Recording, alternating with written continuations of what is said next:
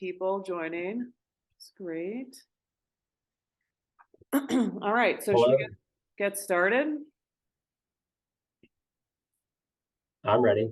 Okay. All right, let's dive in. So let me just, and you can see my screen, right? Yeah. Okay. All right, so welcome everybody. Anyone attending is on mute and we can't see your video, but you can enter things into the chat. So if you have any questions or comments, feel free to dump them in the chat and we will try to get to them. Okay, so let's get started. Let's see.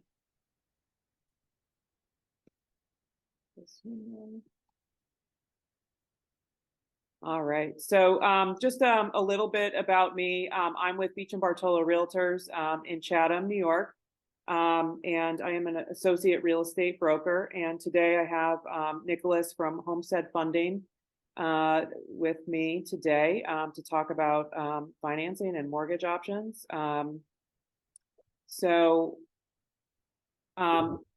We'll dive in and we'll start with just a real quick recap about the market. We just closed out the month of February. So this market update is really just about Columbia County, which is a fraction of the greater Hudson Valley. But we had 34 new listings added in February in Columbia County. Median list price in those new listings is $539,000. There's currently only 172 active listings with a median list price of $599 right now in the county. So we're looking at really low inventory levels right now. New pending, which is under contract, we have 35, and that is actually an increase over the previous month. And we do have a category, a status of accepted offers. So that's an accepted offer before it goes under contract, and there was 8 new accepted offers. So currently, or I guess as of last week, when I pulled these numbers, there are a total of 63 pending sales right now, and there's only 24 houses sold in the month of February. Is a short month. But less than 1 per day. There's 59 total year to date, so that's January, February combined, at a median sale price of $450,000. What's interesting is 37% of those sold properties, they sold within the first 30 days at 103% to list price. So properties selling quickly are still selling at or slightly above list price. But overall, all the solds to date are selling at an average of 95% to list price. So longer it sits on the market, the more opportunity there is to get a deal. Let's see. Where are we? Okay, so we have roughly 4.5 months of inventory on the market, which is considered a seller's market still. That's going to really vary by price point.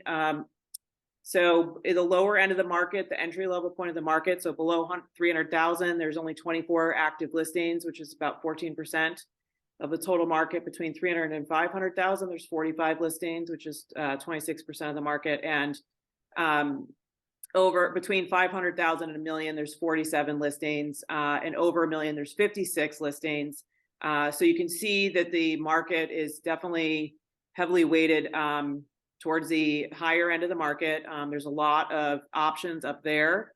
Most of our first-time buyers are going to be shopping at the lower end of the market, or median price or below.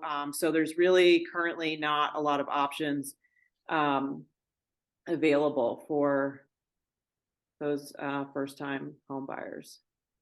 So as I said, inventory is pretty low at the median price and below. We typically will see inventory increase as we head into spring. But because we have so many homeowners locked into really low interest rates that refinanced during the pandemic, there's not as many people choosing to put their home on the market because it's, why would you trade from a 3% interest rate to a 7% interest rate. So that's the struggle we're having right now, trying to get sellers to, or homeowners to list their property as we head into the spring market. We do, though, however, see, great properties that are move-in condition, great locations and priced right, are still competitive and selling quickly. And that really is because there's just a lack of inventory overall, or, it's something really special about that property that, there's buyer competition over it. And so, as you can see from the numbers, there are opportunities, to get a deal if you're looking at homes that have been sitting on the market for more than 30 days. So a lot of buyers will ask, like, when's the best time to buy? And really, there's no right time to buy. It really depends on what your circumstances are. So if you're, if purchasing a home is your goal for this year, or you have a need to move for whatever reason, what I'm telling my clients is that now is the time to get organized. And, you can tour what's currently available to get a better idea of what's in your price range, get clear on what your non-negotiables are. And then as new inventory hits the market, you're ready to go. And, you can jump on some of those new listings. All right. So I'm just going to go over high-level overview of the home buying process.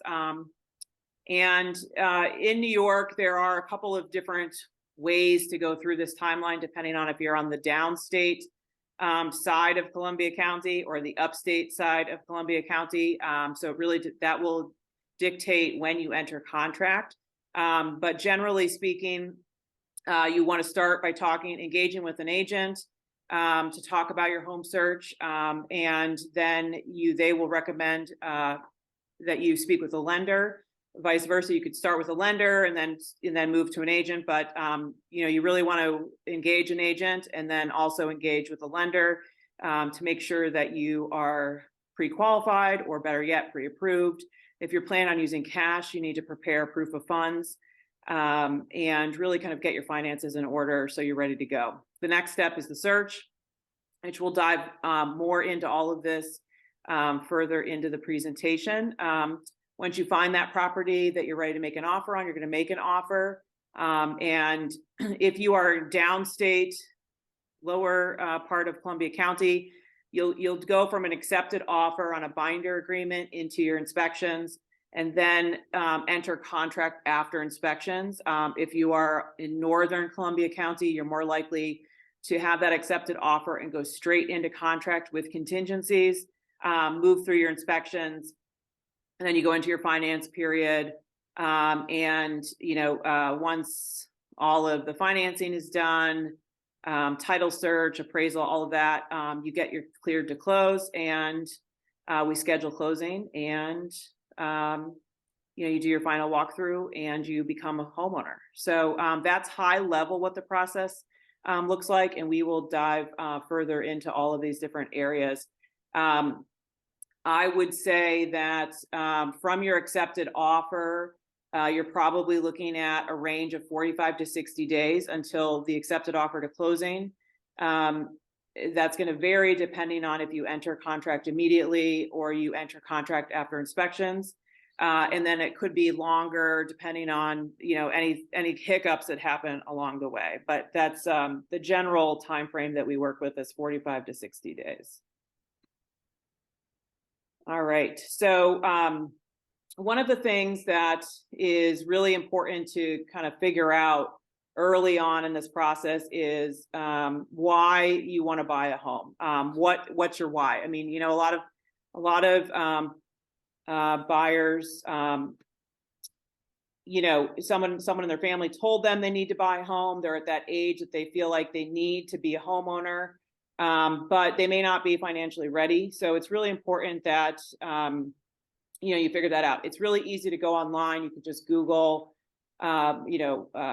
calculator to figure out, mortgage calculator to figure out what your monthly payment would be, and figure out, the financial aspect of getting ready to purchase a home, but really understanding, your personal motivation for buying a home is really important.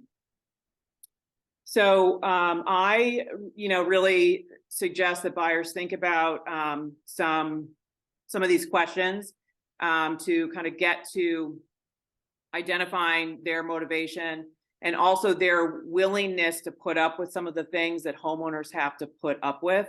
So, you want to ask yourself, why do you want to buy this home? What is your reason, or buy a home? What is the reason? Are you ready to put down roots now? Do you know where you want to be if that's not where you currently live? In this area in particular, we have a lot of buyers that come from downstate looking to buy a home up here. It may not be their primary residence. It may be a weekend home or an investment property.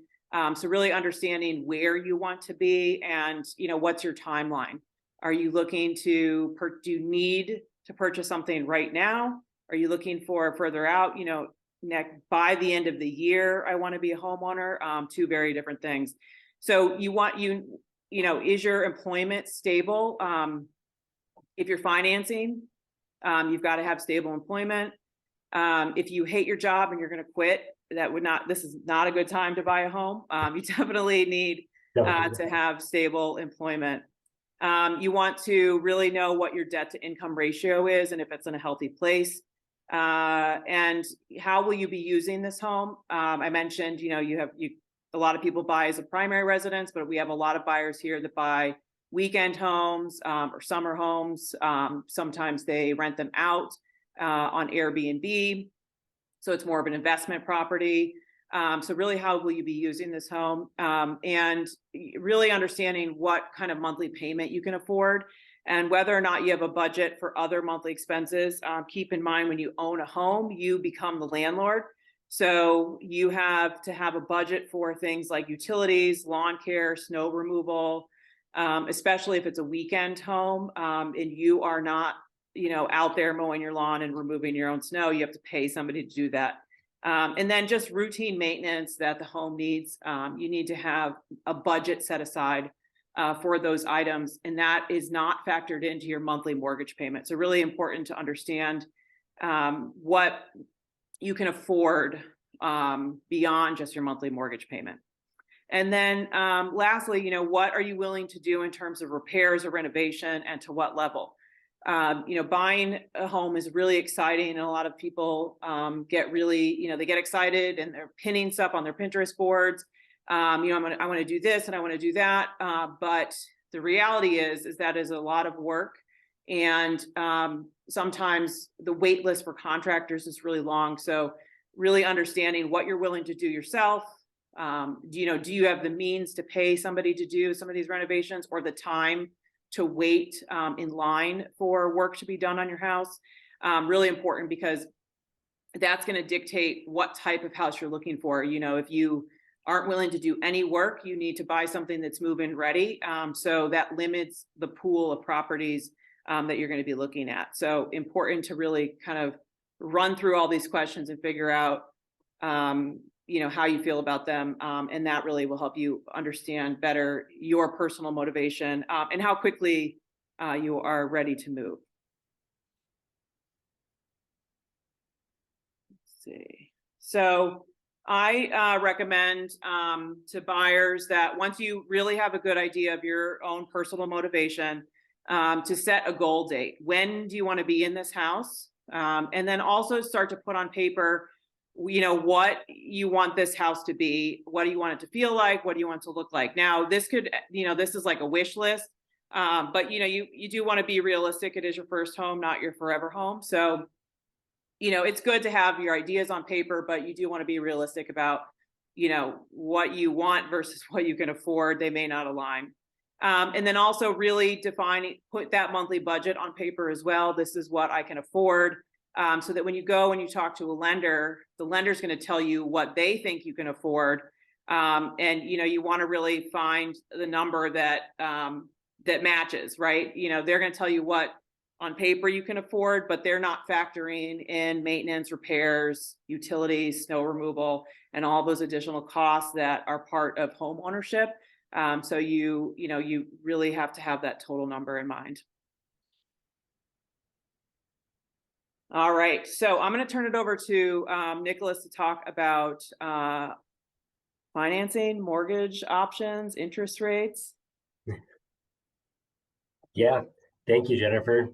Um, I mean, you did a great job already. You kind of went over most of my speech, but yeah, I'm Nicholas Cattell. I work at Homestead Funding. I'm on the Cedar team. My free time, I like to listen to audiobooks. I like to cook. Those are also two things you can do at the same time, so that works out.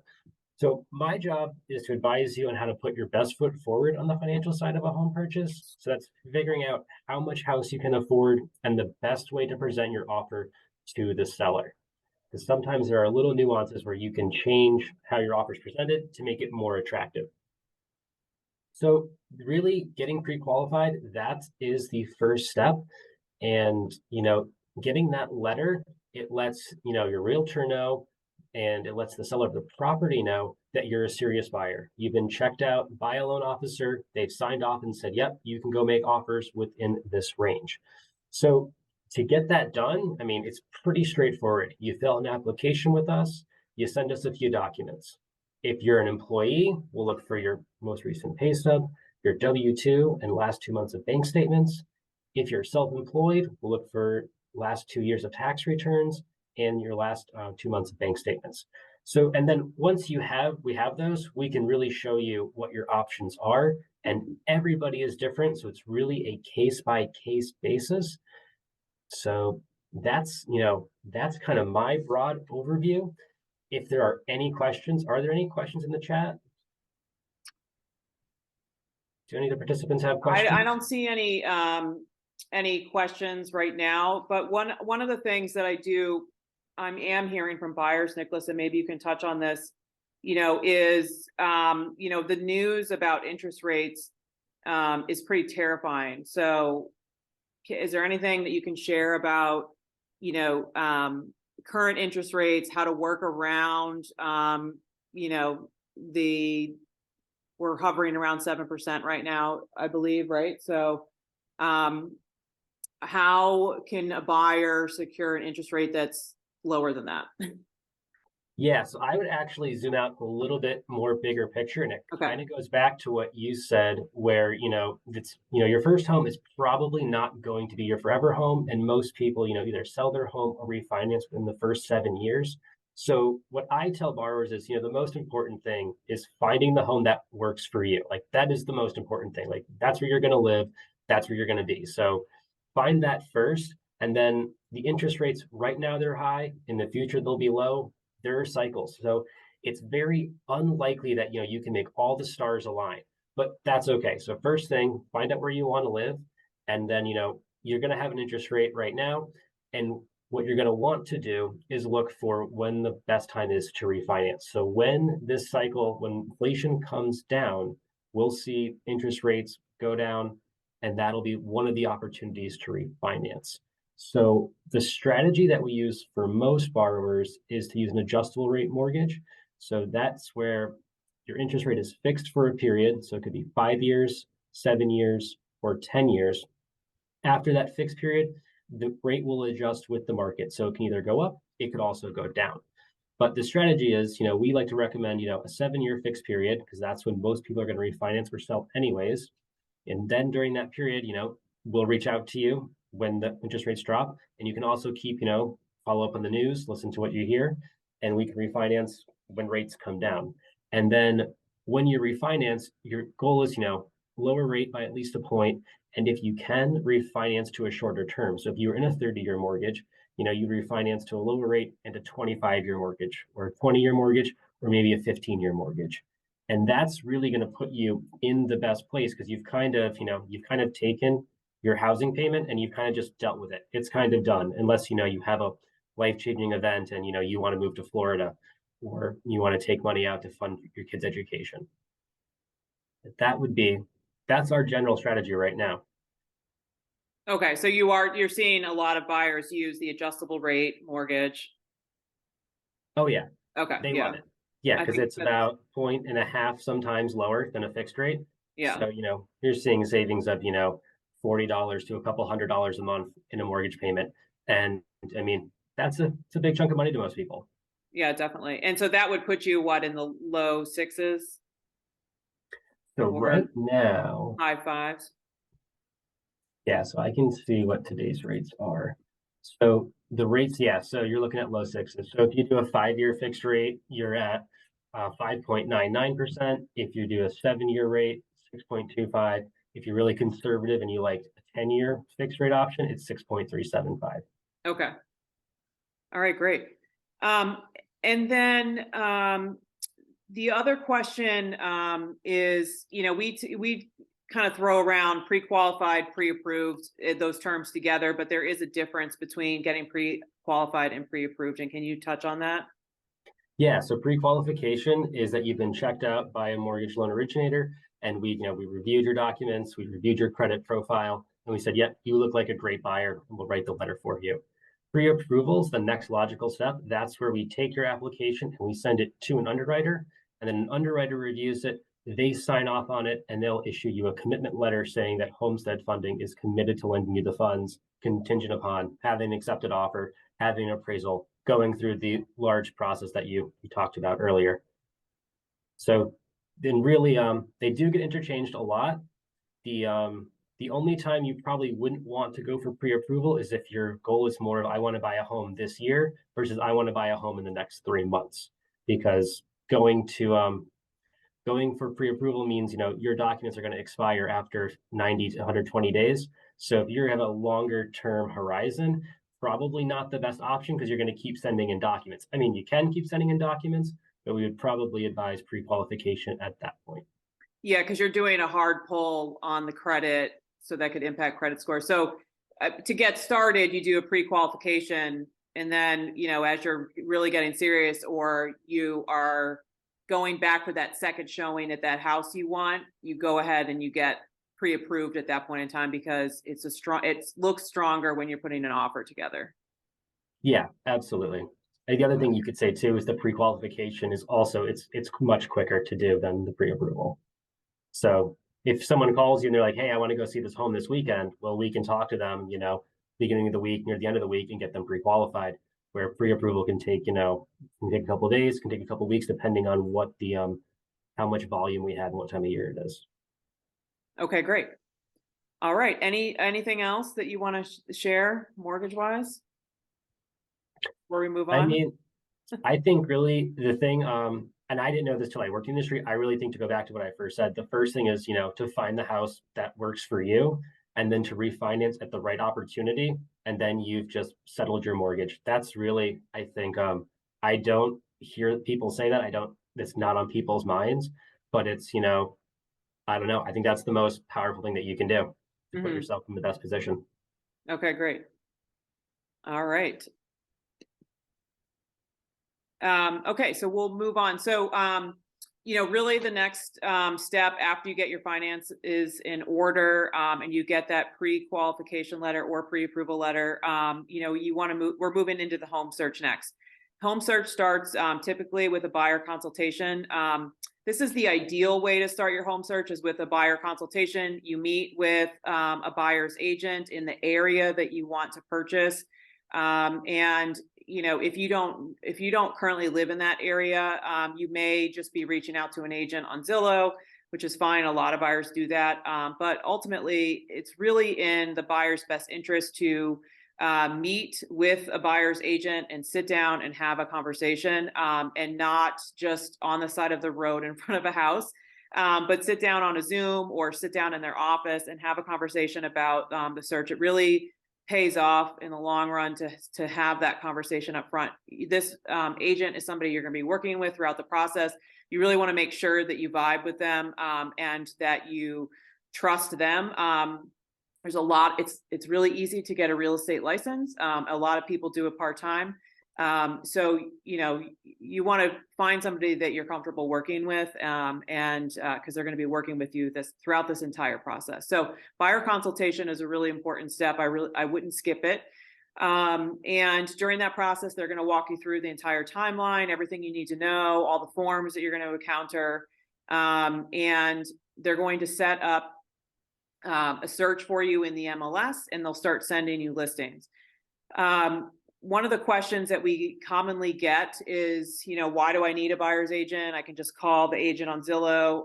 And really, you want your own representation. If you work with the agent that is listing the property, they're working in the seller's best interest. So their goal is to get the seller the highest price. They are loyal to the seller. And you really want your own representation, an agent that is going to be loyal to you and working in your best interest. Another question that commonly comes up is, how does the buyer's agent get paid? And I just want to explain, both agents are paid out of the proceeds of the sale. The commission is predetermined based on the agreement that was signed between the seller's agent and the seller. And right now, in most areas, that buyer agency commission is public information, and you see it when you look at listings on Zillow or Realtor.com. So it comes out of the proceeds of the sale. So that's how that's how all the agents get paid. You want to really, when you're in the buyer consultation or on your own, you really want to sit down and before you get into looking at homes in person, you really want to identify what your wants and needs are. This is really important. Needs are things like how many bedrooms do you need? How many bathrooms do you need? What kind of square footage are you looking for? Maybe you need a primary bedroom on the first floor, or maybe you need all single level living for accessibility. Maybe you need to be within a certain school district. Those are things that are needs. Wants would be things like, oh, I'd love to have a pool or a water feature or total privacy, or I want Catskill mountain views. I want a fireplace. I want an in-law apartment, or I want a barn. Those are all wants. So it's really important to kind of identify what your wants and needs are. So your search criteria is really specific. Your agent will then be able to send you the appropriate properties, and you won't waste your time, looking at things that are not a good match for you. Once you've identified your wants and needs, your agent's probably going to send you listings. They might even set up a client portal for you where you can look directly at listings in the MLS. You can also use all of the sites that you're probably already looking at for houses, Realtor.com, Zillow, Redfin, Trulia, whatever they are. You can continue to look at those. Your search starts online, and you really want to do some due diligence when you're looking through listings online. So you kind of narrow down your search and you're not wasting time like running all over the place looking at properties that are not a good fit. Some of the things that I really recommend is don't use the search filters, but don't narrow the search too much, because a lot of it has to do with the way the data is put in by the listing agent. So, and it's really subjective. So, you want to definitely put in the number of bedrooms, the bathrooms that are important, but some of the wants that you have on your list, they may not come up in the listing depending on what kind of data is entered. So if you go too narrow, you may exclude some properties that are a good fit just because of the way the data was entered. So I would go broad on your search criteria online. You also want to, when you're looking at listings, is make sure you're looking at Google Maps. You're pulling that address up. You're looking at it on Google Maps. If there's a street view, you're looking at street view.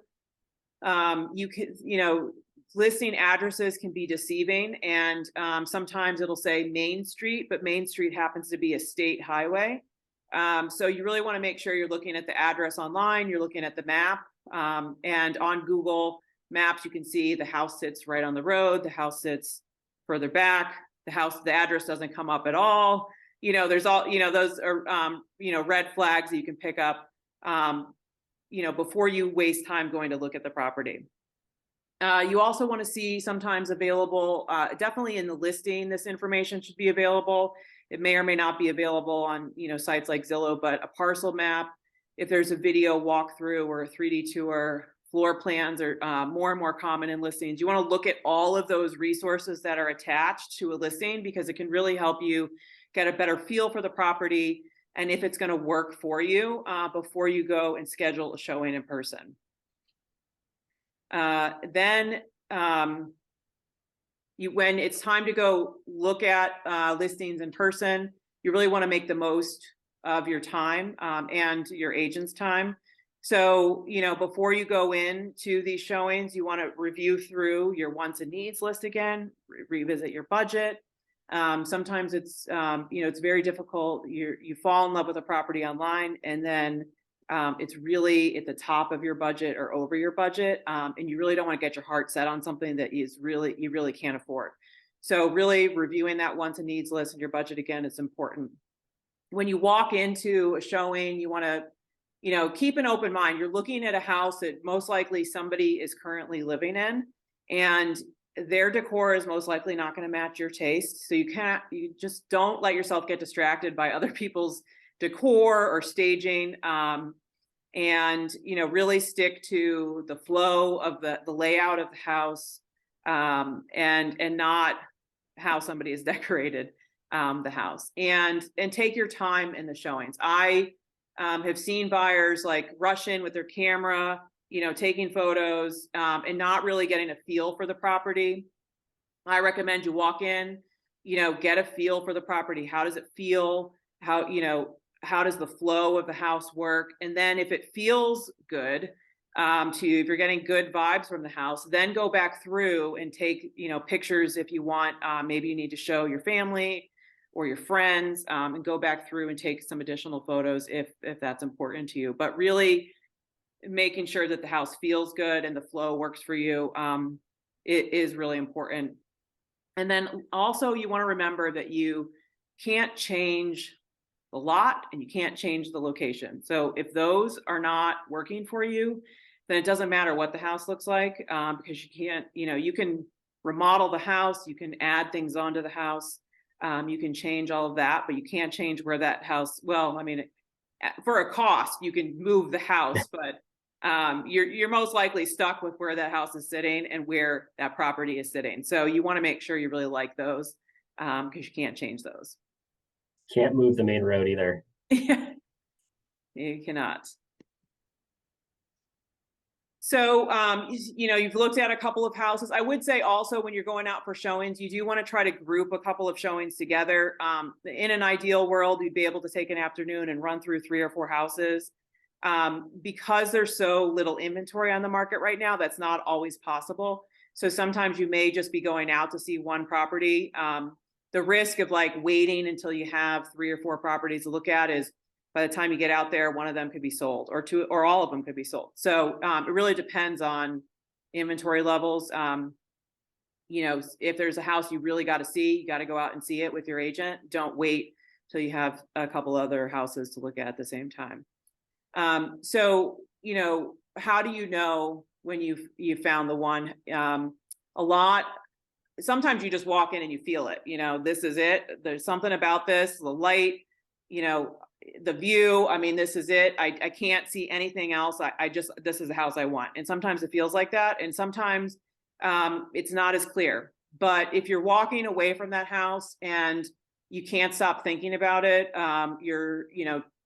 keep talking about it with all of your friends, your family. You keep going back and looking at it online after you left it. There's something about that house that is drawing you to it. And that is a really good sign. You shouldn't fight it. You should go with it if it feels good. Some buyers say, well, I got to go look at more. I only saw 1 house, or I only saw 2 houses. I need to go see everything. Sometimes you are lucky and it's the first or second house you look at, and go with your gut instinct, is what I always say. If it feels good, it's probably the one. All right. So once you've identified the one that you want to make an offer on, this is where we start to get, really serious, and putting together an offer that the seller cannot refuse, hopefully. The market, especially the lower end of the market, because of the lack of inventory right now, is still very competitive. So you really want to put together a strong offer.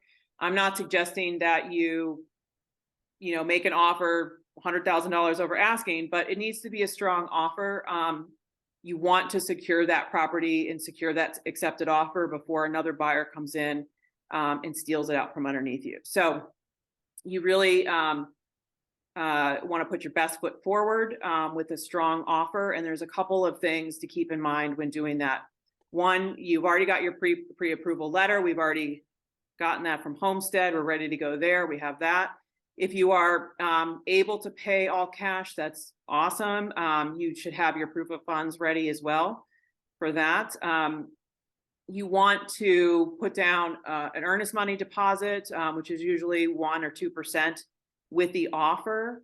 And you really want to pay attention to the timeline. So your dates on contingencies, closing dates, all of the dates within that are written out in the offer as well, because you want to hopefully match what the seller is looking for, especially if you cannot offer full price.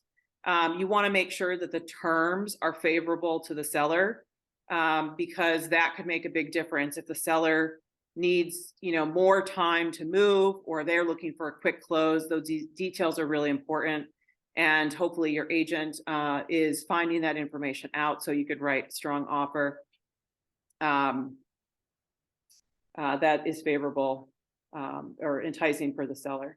And this is controversial, this tip, but letter to the seller is sometimes very effective. And oftentimes I do get a lot of buyers that want to write a letter. And I always say you can write a letter. There's no guarantee the seller is going to see it.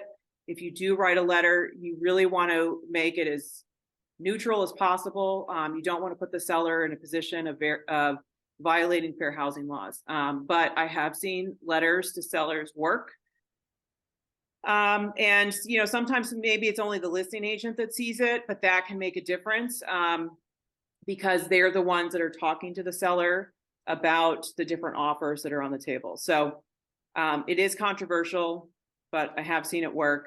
If it is something that you'd like to do, work with your agent to put together an offer that is not going to put the seller at risk, I guess I should say.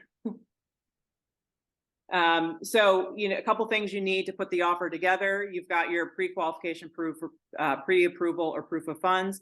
You've got your price that you're offering. You've got an earnest money deposit. How much you're financing. Are you financing 80%, 90%? How much you're financing? You may be putting down an additional deposit when you sign the contract or after inspections. What is that amount? It's typically around 10%.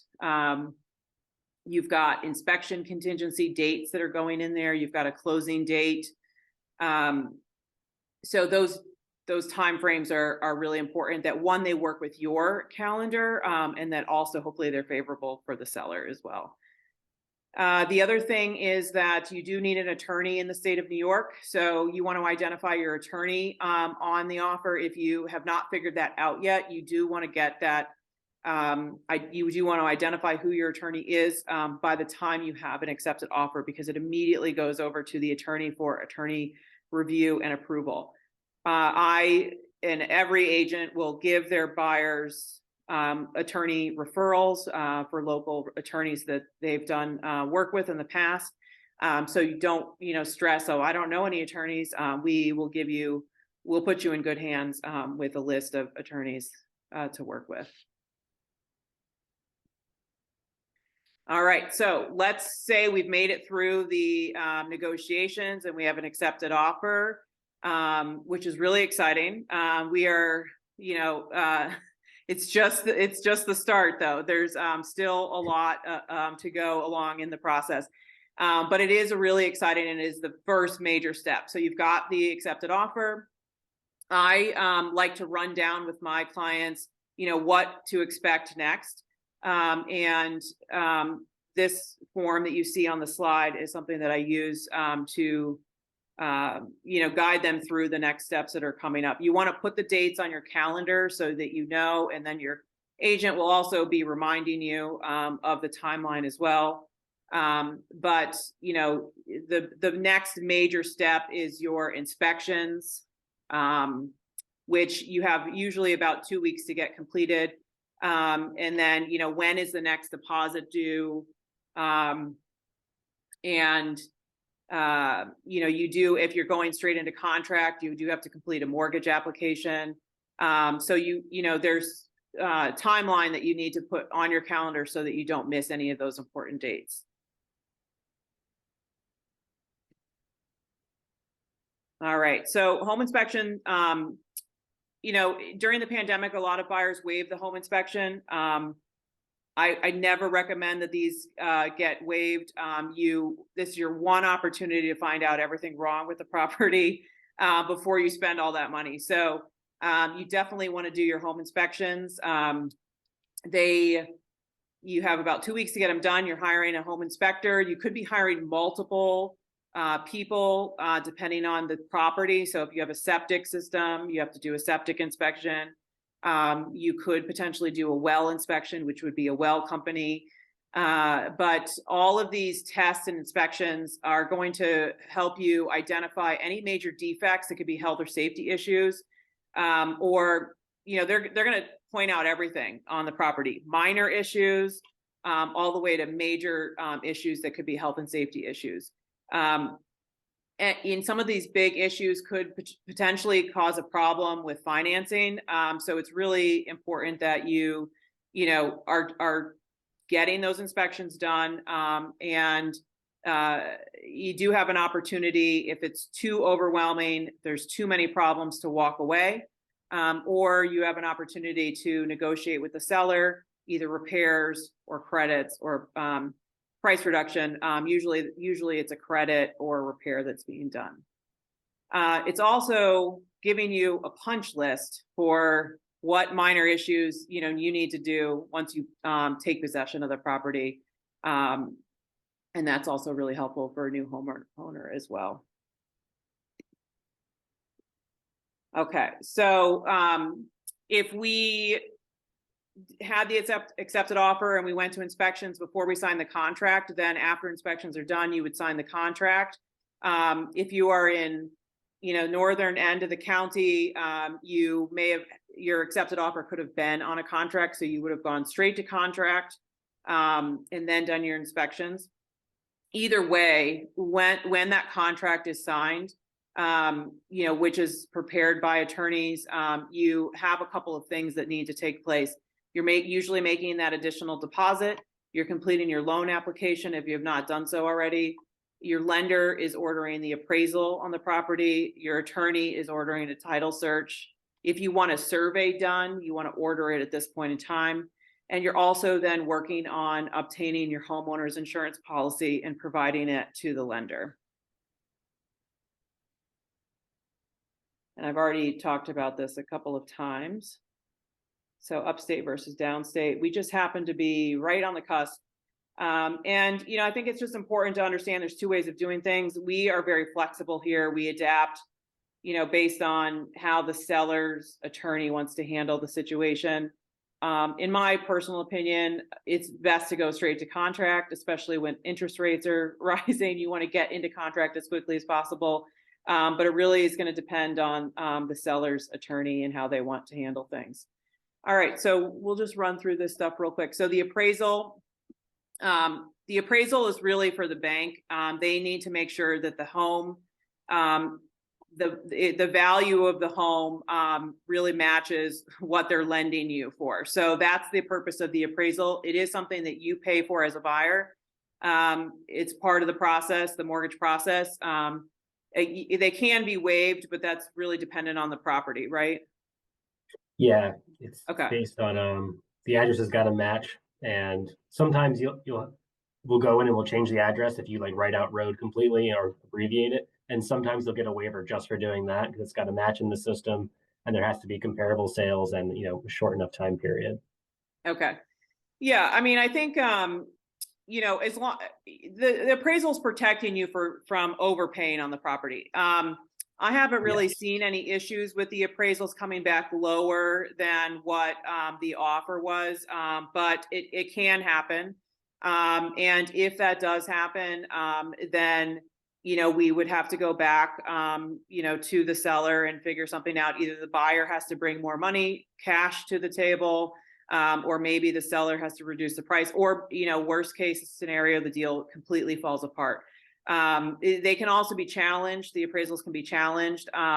But I really haven't seen too many issues with houses not appraising high enough. That could change over time, I guess. But COVID really helped out with the appraisal values because there were so many high cash sales in the area. So there's so many high comparable sales to use to right, help borrowers get into a home, which is great.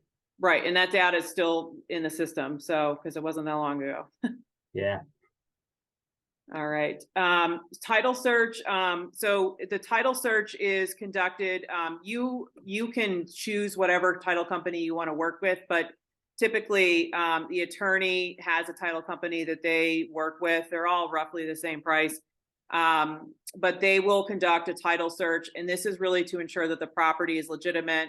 It'll find out if there's any mortgage liens or judgments, any issues with the property, unpaid taxes, or other things that impact the ownership associated with the property.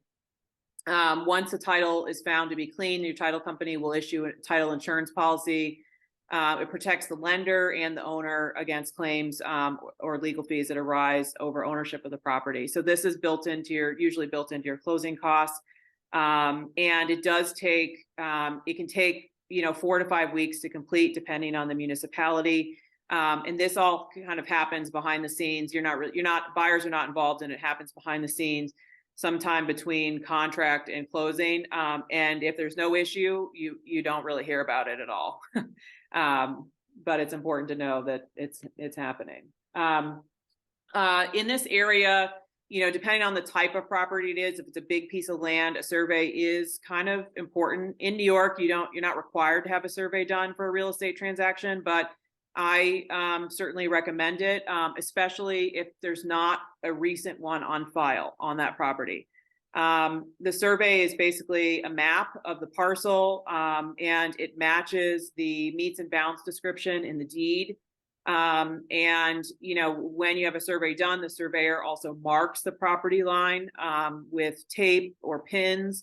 So if you're not sure about where the property line is, I definitely recommend a survey. We use the parcel map.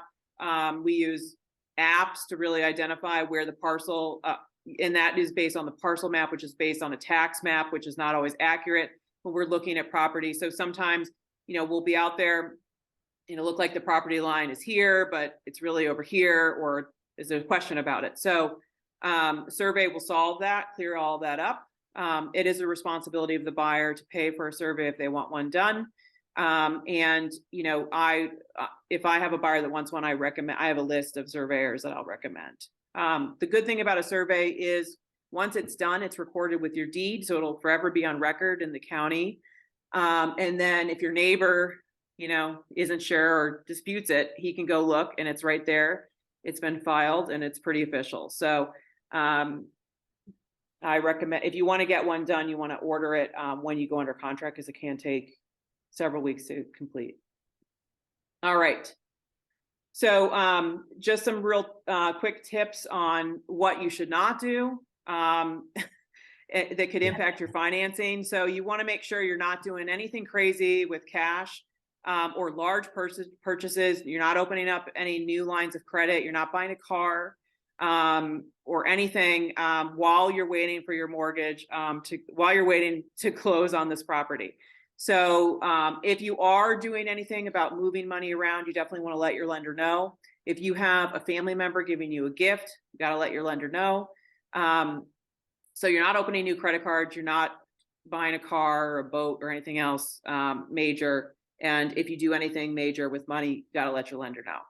Anything else I missed there, Nicholas? I would say do all those things after you have the keys to your house. Oh, you could add another one. Don't quit your job. Oh yeah. In the process. Don't do that. Don't change jobs. Yeah. And if you do quit your job, you got to tell us, because if you quit your job and don't tell us, and now we're 4 weeks down the road, we're going to go close on a home, and then we find out you're not employed. That's not a good situation to be in. All right. So we made it through all that. We now have the clear to close. And the clear to close is when the lender is giving you the clear to close. That means that they have completed all of their process, and the underwriter has approved everything. You've provided everything you needed to the lender, and we're ready to close at that point. So this is a really exciting moment when you get that email that comes across that says you're cleared to close. So we're really close now at this point. What's going to happen is the attorneys go in and work to schedule the closing, identifying the date, time, and location. It's not instantaneous. Sometimes it can take a couple of weeks. There's a lot of parties involved. So scheduling sometimes, there's scheduling conflicts that can delay things. Your attorney or your lender is going to provide you a closing statement, and that's going to outline everything that you've already put in terms of deposits, any additional funds that are due at closing. It's going to outline every fee, everything's going to be on that closing statement, and you get an opportunity to review that. You're usually going to be wiring any additional closing funds to your attorney, or they're going to direct you need to bring a check, cashier check for this amount to the closing. You are also going to get utility information from the seller. You want to set up your utility accounts for the house so there's no, the power doesn't go out, when the ownership is transferred. We're going to schedule a final walkthrough, and then we're going to go to the closing. So in the final walkthrough, what to expect, we usually do it right before we go to the closing, like on the way to the closing. Technically, I think it can be done like up to 48 hours before the closing. It's your last opportunity to walk through that house one more time and make sure it's in the exact same condition it was when you signed that contract, or were there for your inspections. Any repairs that you negotiated with the seller on doing have been done. Everything is still in working order. We turn on all the water, we flush all the toilets, we turn the thermostat up, we test the stove, we go through everything. And we want to make sure that what you think you're buying, you're actually buying. And then we go to the closing. You want to make sure you bring your IDs with you, and then get ready. You're going to sign like 1,000 documents. But at that closing, usually takes about an hour. After you're done signing, you're going to get your keys, and you are officially a homeowner at that point in time. So congratulations. You made it. All right. It's a journey. Yeah, quite a journey. So just a real quick recap, a couple of things, as this journey is in front of you, you want to think about is right now, if you're not quite ready to jump into the market, you really want to be working towards paying down any existing debt, holding off on making any large purchases on credit. You're still saving money for a down payment. Stay put in your current job.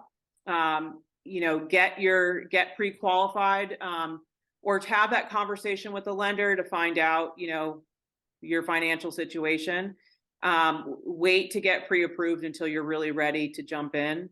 And start working on that wants and needs list, and then reach out to an agent, myself or any other agent in your area that you want to work with, and schedule that buyer consultation so you can get the ball rolling on that process. So I don't know if there's any other questions. I don't think there are. No. So that is it. That's everything. So my contact information is on the screen, and then I don't know, Nicholas, do you want to put, I can send it out afterwards, but if you want to put your contact information in the chat, you can do that.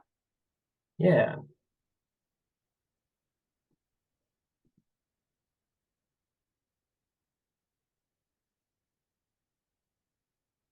Enter doesn't go to the next line. It just sends it up.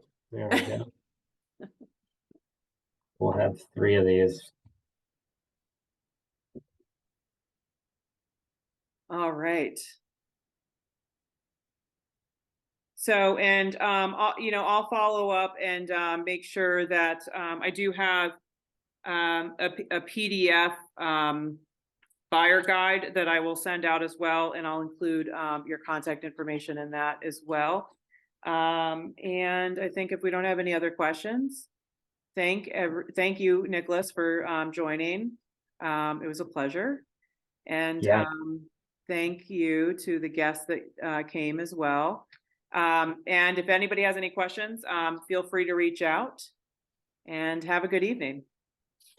Jennifer, thank you for having me. This was great. Thank you. Bye now.